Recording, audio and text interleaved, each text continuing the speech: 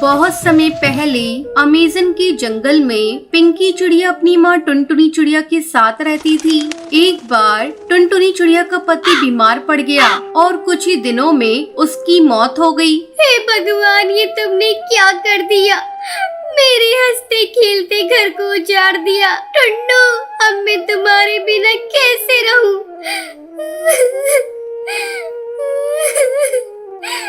इतना कहकर टुनटुनी चिड़िया विलाप करने लगी। पास में बैठी पिंकी चिड़िया भी रो रही थी। इसी तरह कई दिन बीत गए। उनके घर का सारा राशन भी खत्म हो गया था। तब हिम्मत करके टुनटुनी चिड़िया भोजन की तलाश में जाती है। जाने से पहले वो अपनी बेटी पिंकी चिड़िया को समझाती है। बेटा, तुम घर से बाहर मत निकलना। मैं शाम तक भोजन लेकर लौटूंगी। तब तक तुम घोंसले के अंदर ही रहना। ठीक है माँ, मैं नहीं निकलूंगी।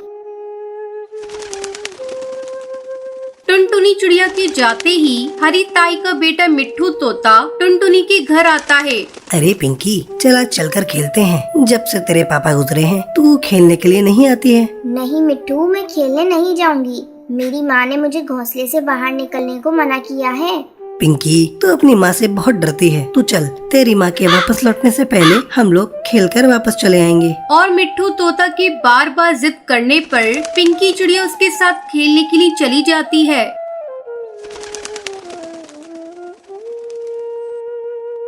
और अपनी माँ के घर वापस लौटने से पहले खेलकर अपने घोंसले में लौट आती है। शाम को, बेटा, आज तू घोंसले में अकेली थी। तुझे कोई परेशानी तो नहीं हुई? नहीं माँ, मुझे कोई परेशानी नहीं हुई। लाओ, मुझे भोजन दो। मुझे बहुत जोरों की भूख लगी है। टुनटुनी चिड़िया अपनी बेटी को भोजन देती है। अब रोज भोजन की तलाश में जाती। इधर पिंकी चिड़िया खेलने निकल पड़ती। एक दिन, माँ, तुम मुझे रोज रोज गेहूं के दाने खाने को देती हो। आज मैं इसे नहीं खाऊंगी। मुझे चने के दाने चाहिए। बेटा, आज तू ये गेहूं के दाने खा ले। कल से मैं तेरे लिए कहीं से चने के दाने लेकर आऊंगी। अगले दिन टुनटुनी चिड़िया कड़कनाथ सेठ के पास जाती है और उससे कहती है, सेठ जी, मुझे थोड़े से चने के दाने चाहिए। क्या आप मुझे चने के दाने दोगे? मेरी बेटी कई दिनों से चने के दाने खाने की जिद कर रही है। ठीक है, मैं तुम्हें चने के दाने दे सकता हूँ, पर इसके बदले में तुम्हें मेरे खेत को साफ करना होगा। लेकिन सेठ जी, इस खेत में तो कांटेदार झाड़ियाँ उगी हुई है। मैं इन्हें कैसे साफ करूँगी? सोच लो टुनटुनी बहन, अगर तुम इस खेत की सफाई करोगी तो ही मैं तुम्हें चने के दाने दूंगा। कुछ देर सोचकर टुनटुनी चिड़िया कहती है, ठीक है सेठ जी, मैं तैयार हूँ। मुझे चने के दाने दे दो। टुनटुनी, खेत की सफाई पूरी हो जाने पर ही मैं तुम्हें चने के दाने दूंगा। टुनटुनी चिड़िया दिन भर खेत की झाड़ियों की सफाई करती है।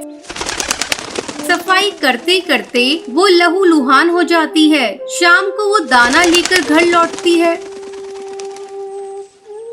पिंकी बेटा, ये ले, मैं तेरे लिए आज चने के दाने लाई हूँ। पिंकी चिड़िया चने के दाने बड़े चाव से खाने लगती है। टुनटुनी चिड़िया अपनी बेटी को बड़े प्यार से खाते हुए देख रही थी। हे भगवान, मेरी बच्ची की खुशी के आगे मेरे जख्म कोई मायने नहीं रखते। मैं अपनी बेटी को दुखी होते कभी नहीं देख सकती। टुनटुनी चिड़िया ऐसे ही मेहनत मजदूरी करके अपनी बेटी को पाल पोस कर बड़ा करती है। इस कहानी से आपको भी सीख लेनी चाहिए। माता पिता का प्यार बहुत ही भाग्यशाली लोगों को मिलता है, लेकिन जब उनकी उम्र बढ़ जाए तो उन्हें उतना ही प्यार करना हर बच्ची का कर्तव्य है।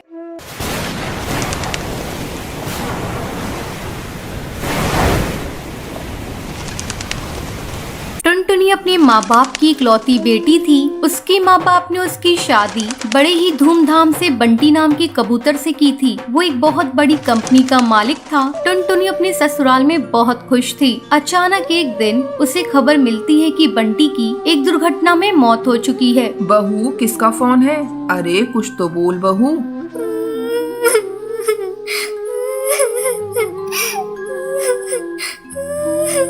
माँ जी, सब खत्म हो गया। सब बर्बाद हो गया माँ जी। बंटी की तेज तूफान आने के कारण मौत हो गई माँ जी। बहू तुझे गलत जानकारी मिली है, कोई तुझसे मजाक कर रहा होगा। ला दे फोन, मैं बात करती हूँ। बबली अपनी बहू टुनटुनी के हाथ से फोन ले लेती है। क्या बात है कालू, तूने बहू से क्या बोला है? आंटी जी ये बात सच है, बंटी की मौत हो चुकी है। ये सुनकर बबली रोने लगती है। इसी तरह समय गुजरने लगता है। एक दिन बबली से मिलने उसकी बहन बेबो आती है। बहना, बंटी के बारे में सुनकर बहुत दुख हुआ। टुनटुनी बहू की अभी लंबी जिंदगी पड़ी हुई है। बंटी तो अब आ नहीं सकता। ऐसा कर तू बहू की दूसरी शादी कर दे। चाहती तो मैं भी यही हूँ बेबो, लेकिन मैं भी क्या करूँ, बहू तो तैयार ही नहीं हो रही है। जब जब मैं उससे दूसरी शादी की बात करती हूँ रोने लगती है। मैं क्या करूँ, मेरी समझ में कुछ भी नहीं आ रहा है। तू ही बहू को समझा। बेबो टुनटुनी की कमरे में जाती है। टुनटुनी कैसी है बेटा? अरे मौसी जी, आप कब आई? मैं अभी अभी आई हूँ बेटा। मैं अभी आपके लिए फ्रूट काट कर ला रही हूँ मौसी जी। बेटा तू मेरे पास बैठ, मुझे तुझसे कुछ बातें करनी है। क्या बात है मौसी जी?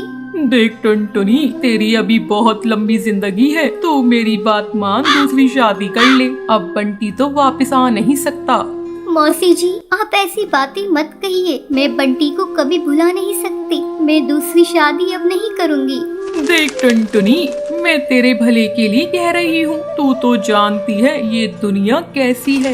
मौसी जी, मैं दुनिया के बारे में नहीं जानती। अब मैं माँ जी के साथ ही अपने जीवन को बिताना चाहती हूँ। बंटी ही उनका एकमात्र सहारा था, वो तो चला गया। अब मैं माँ जी का सहारा बनूंगी। अगर आप लोग चाहती है कि मैं खुश रहूँ, तो आप लोग मेरा एडमिशन किसी कॉलेज में करा दीजिए। मैं आगे पढ़ना चाहती हूँ। ठीक है बहू, तू जैसा ठीक समझे। मैं तो तेरे भले के लिए कह रही थी। मैं अभी बबली से कह देती हूँ, वो तेरा एडमिशन कल ही किसी कॉलेज में करा देगी। अब टुनटुनी कॉलेज जाने लगती है। एक दिन वो नोट्स लेने के लिए अपनी सहेली के घर जाती है। वहाँ उसकी मुलाकात उसकी सहेली के भाई से होती है। आप कौन है? आपको किससे काम है? मैं बुलबुल की सहेली टुनटुनी हूँ। मैं नोट्स लेने आई हूँ। बबली तो अभी घर पर नहीं है, मैं उसे बता दूंगा। वैसे आपका नाम क्या है? मेरा नाम टुनटुनी है।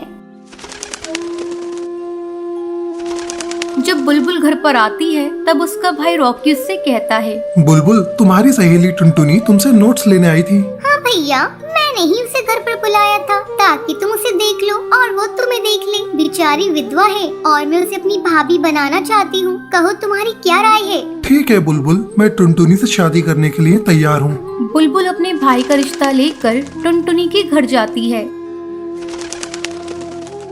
आंटी जी, मैं टुनटुनी को अपनी भाभी बनाना चाहती हूँ। मेरे माँ बाप तो बचपन में ही गुजर गए हैं, इसलिए मैं अपने भाई का रिश्ता लेकर आई हूँ। बेटा मैं भी यही चाहती हूँ, लेकिन टुनटुनी तो शादी के लिए तैयार ही नहीं है। बस आंटी जी, आप हाँ कह दीजिए, मैं टुनटुनी को मना लूंगी। बुलबुल टुनटुनी को शादी करने के लिए बहुत मनाती है। आखिरकार टुनटुनी शादी करने के लिए मान जाती है। और एक दिन धूमधाम से टुनटुनी और रॉकी की शादी हो जाती है। टुनटुनी अपने ससुराल जाकर खुशी खुशी रहने लगती है।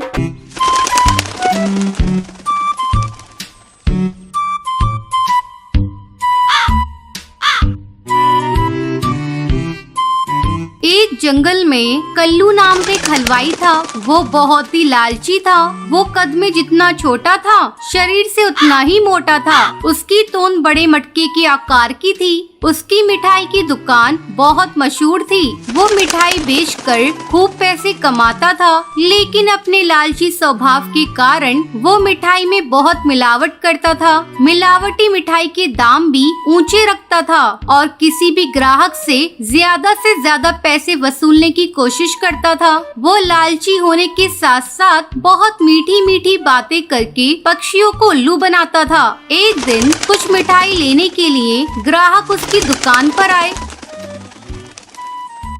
तब उसने अपनी तोंद पर हाथ फेरते हुए कहा, आओ टुनटुनी बहन आओ। बहन, सारी की सारी ताजी मिठाइयाँ हैं। लड्डू, बर्फी, जलेबी, बर्फी, पेड़ा, गुलाब जामुन सब ताजे ताजे हैं। बोलो क्या क्या लोगे, कितना तोलूं? टुनटुनी ने कहा, कल्लू भाई, बड़ी महंगी रहती है तुम्हारी मिठाई। कल्लू हलवाई ने मुस्कुराते हुए कहा, बहन टुनटुनी, ऊंचा दाम अच्छा नाम, ऐसी मिठाई पूरे जंगल में नहीं पाओगे। पेड़े और बर्फी तो बिल्कुल शुद्ध खोए की बनवाता हूँ।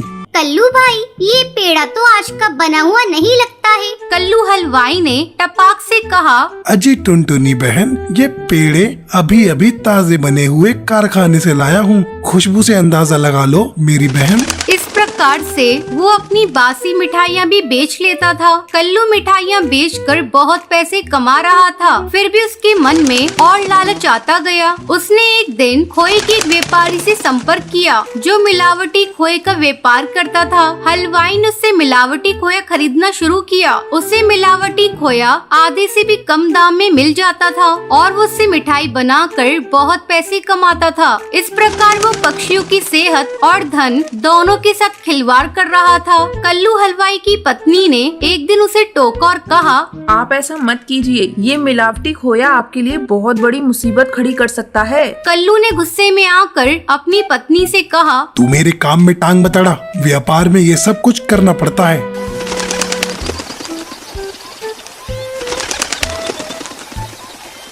एक दिन बहुत सारे ग्राहकों ने कल्लू की दुकान से बहुत सारी मिठाइयाँ खरीदी।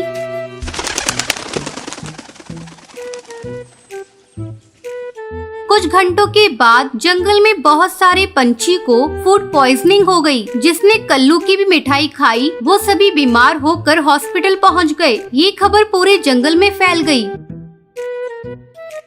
पुलिस कल्लू की दुकान पर पहुंच गई। थानेदार ने कल्लू से कहा, कल्लू, तुम्हारी मिठाई खाकर बहुत से लोग बीमार हो गए, तुम्हें हमारे साथ थाने चलना होगा। मेरी मिठाइयों में कोई दोष नहीं है, गर्मी बहुत पड़ रही है, जंगल का मौसम खराब है, आप मेरी मिठाई खा के तो देखिए। कल्लू धीरे से बुदबुदाया। आप कहें तो घर के लिए 2-4 किलो तोल दूं? थानेदार ने अपने सिपाहियों से कहा, मिठाइयों के सैंपल लो, जांच के लिए भेजना है और कालू को थाने ले चलो। कल्लू गिड़गिड़ाता रहा, लेकिन उसकी एक न चली। उसके लालच ने उसे सलाखों के पीछे भेज दिया। जैसी करनी वैसी भरनी, लालच बुरी बला है।